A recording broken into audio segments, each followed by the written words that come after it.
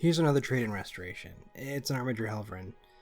In this case, I've already stripped and repainted the body, but the base is still as it was when I originally bought it. As you can see, it's pretty basic and doesn't match the quality of what I've done with the model itself.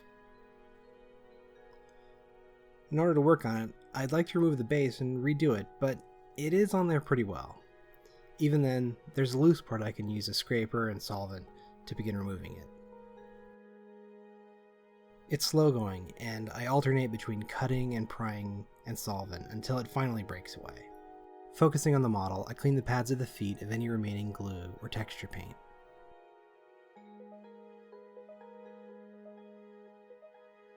Next, I take some solvent and strip the paint and grit from the sides of the feet, right down to the plastic.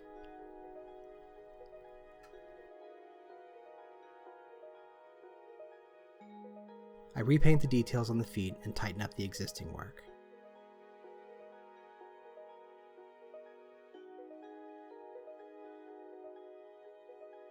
I clean the base back down to the plastic using solvent and a paper towel and a scraper. With what I have planned, I could leave it, but I want a clean surface for the glue later.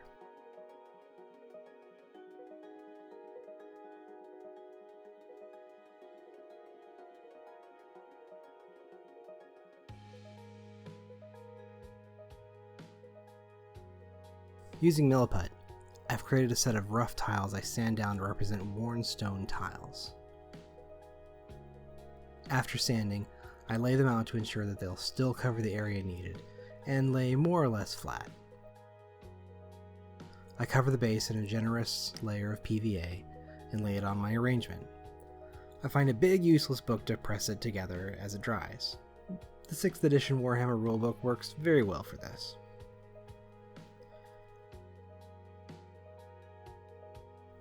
After the glue dries, I trim the right angles and fill in the empty spaces. I then prime it black. I often fight Necrons, so I like to put my units on Necron stone to remind my opponent that I'm on the offensive. We'll be following that scheme here. I start by laying down gray and washing with several heavy coats of Drakenov Nightshade.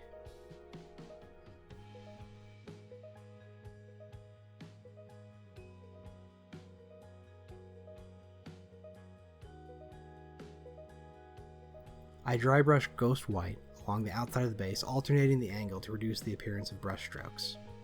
I go over the middle sections with a less intense application of the same.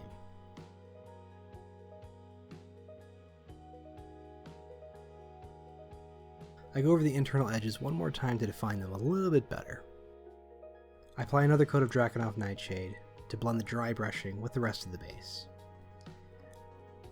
At this stage, I'm mopping up areas that are too dark and over-obscure the work I've added so far. Before moving on to the next step, I test the positioning of the model.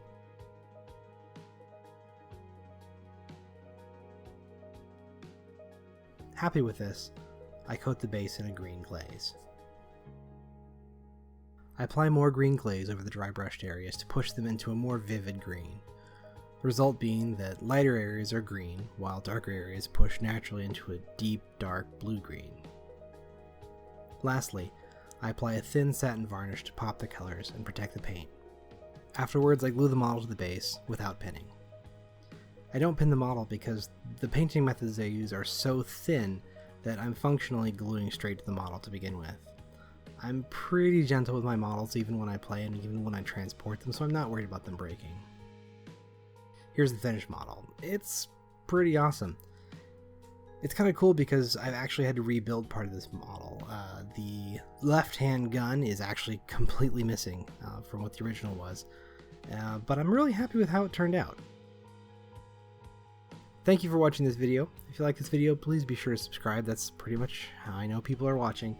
If you'd like the video again, give it a thumbs up. If you don't, that's fine. Give it a thumbs down. It's alright. This has been Synthetic Black. Thank you for watching.